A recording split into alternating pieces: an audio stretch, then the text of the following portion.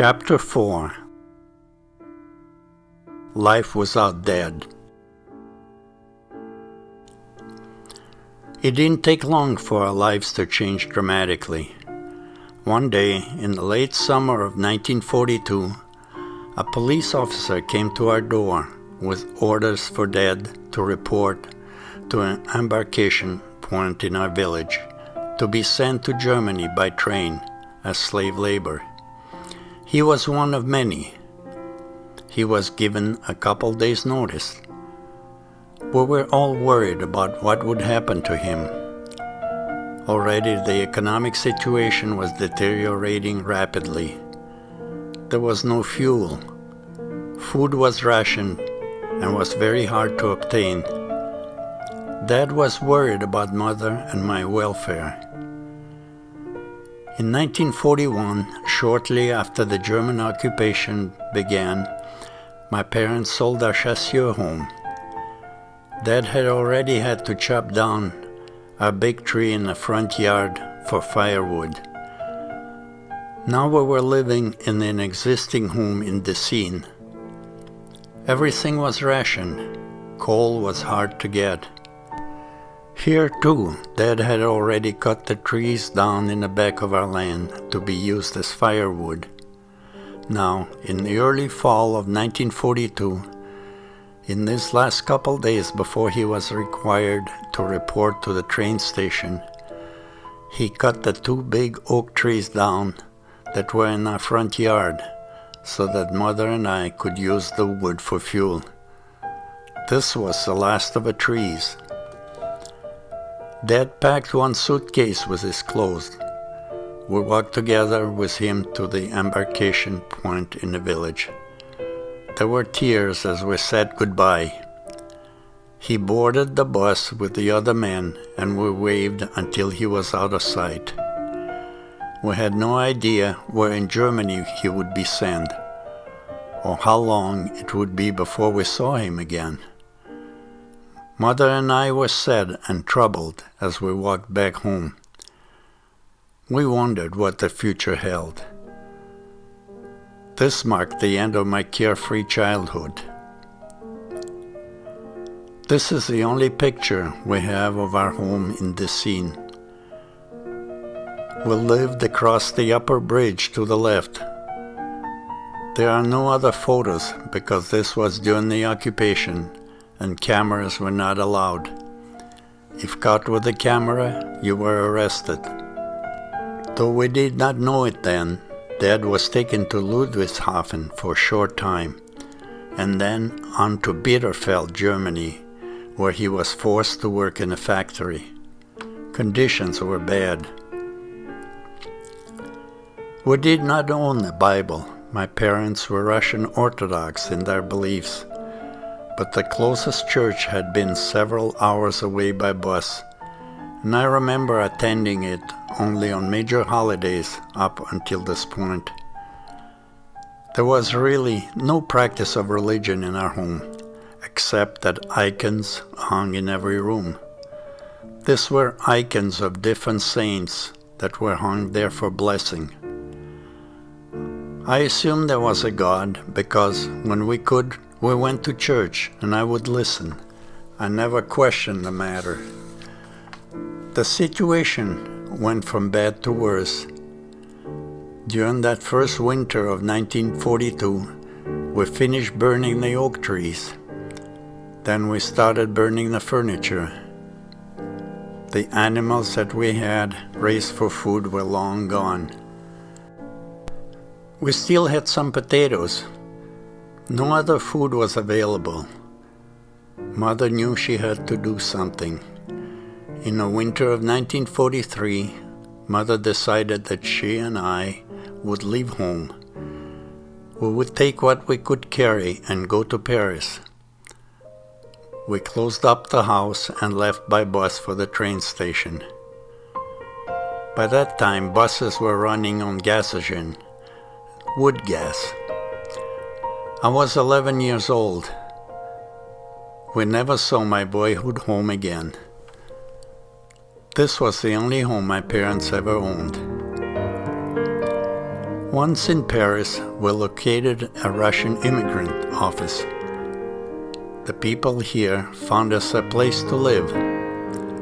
Actually, it was a hotel in the slum area of Paris. I don't remember the name of it, but the address was 234 Rue de Bercy.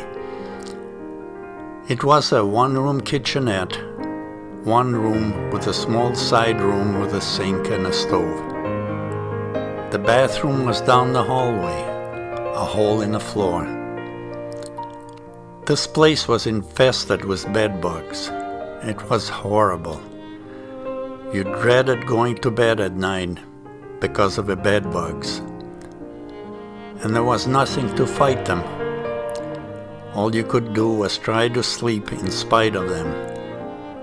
Sometimes I would sleep on the kitchen floor to try to keep them away. One time I got sick and Mother called a doctor. A French doctor came to our room to check me. He was appalled at our living conditions. He said that the whole block should be burned down and destroyed. Mother found a job as a cleaning lady for the Nazis. The Nazis had taken over all of the hotels in the city, and she worked at many of them cleaning for the Nazis. I was still able to go to school, but the food situation was no better for the civilians in Paris. Everything was rationed, but even with the ration coupons, often you could not find food. We would get up at 4 a.m. to stand in line to get bread. If you did not get up at this time, that would run out before you got up to the front of the line. Sometimes we could find 3 or 4 potatoes or a couple turnips, but never meat. Sugar and coffee were non-existent. Once in a great while, we got 2 cups of milk or so. One day, Mother was able to get 5 radishes. It was in the spring. They tasted so good. She sliced them very thinly and fried them in a little fat.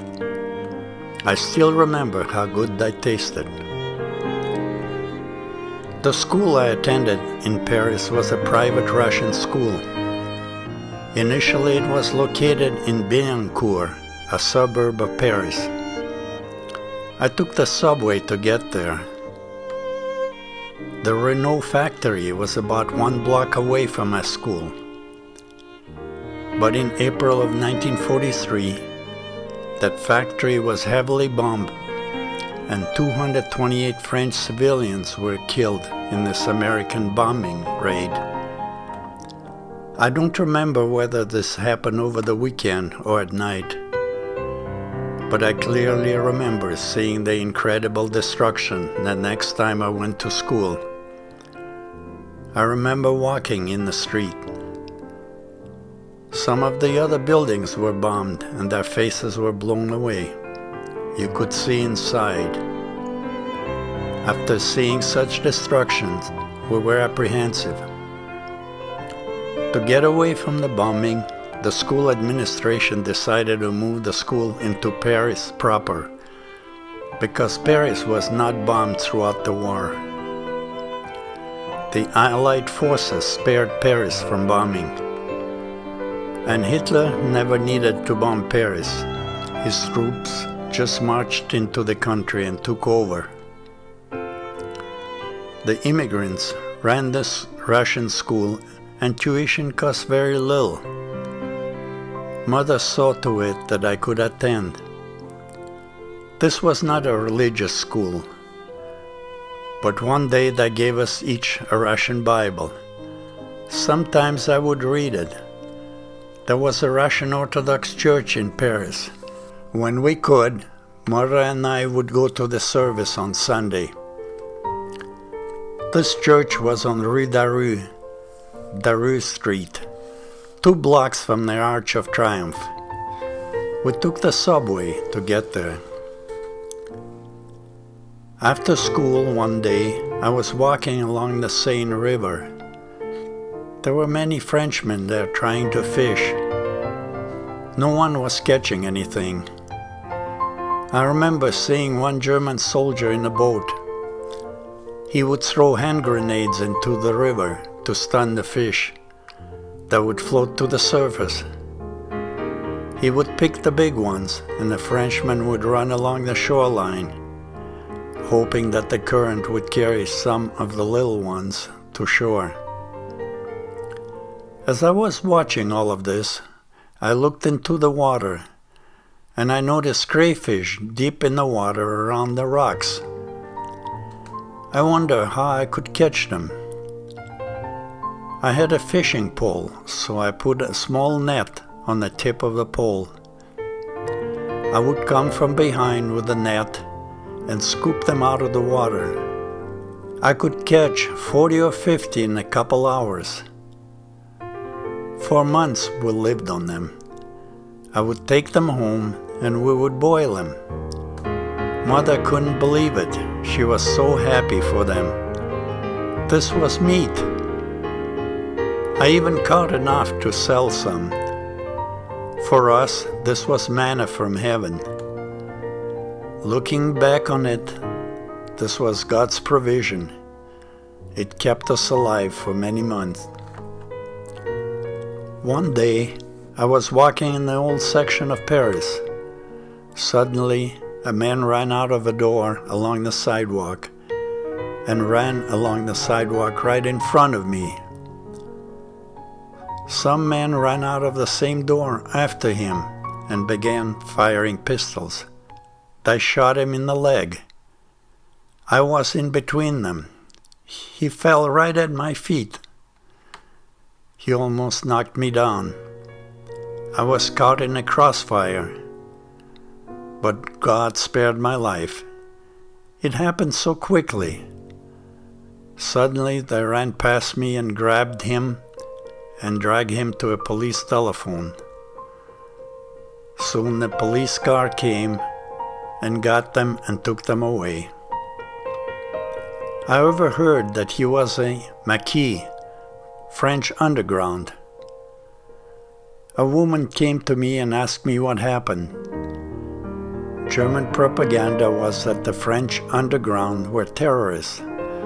So I said, "Oh, they shot a terrorist." She looked at me and said, "He's a patriot." After 2 years in a labor camp where he was made to work in a steel mill in Bielefeld, Germany, Dad was allowed to return home for 1 week to visit his family. This was August of 1944. This was Hitler's way. The strong were usually hired out to work in mines or factories until they became useless from hunger, neglect, or overwork. Dad looked bad. He had always been big and broad. Now, his cheeks were sunken and he was just skin over bone. He had lost most of his hair. He was 52 years old at this time, but now he looked old. He still had strength, though. This was August 1944. The Allied forces had landed in France and were approaching Paris. Dad decided to hide out and not to return to Germany. The manna continued. But it was not long before we got a knock on our door one night about 2 a.m. There were 2 German military police officers. They had orders for a whole family deportation to Germany. We were told to report to the railroad station in the morning with only the belongings we could carry. This was October of 1944. It was amazing because 3 days earlier the manna had stopped. It was not a gradual disappearance. One day the crayfish were there, as plentiful as ever. The next day I couldn't find one. I kept looking and looking, but I couldn't see any.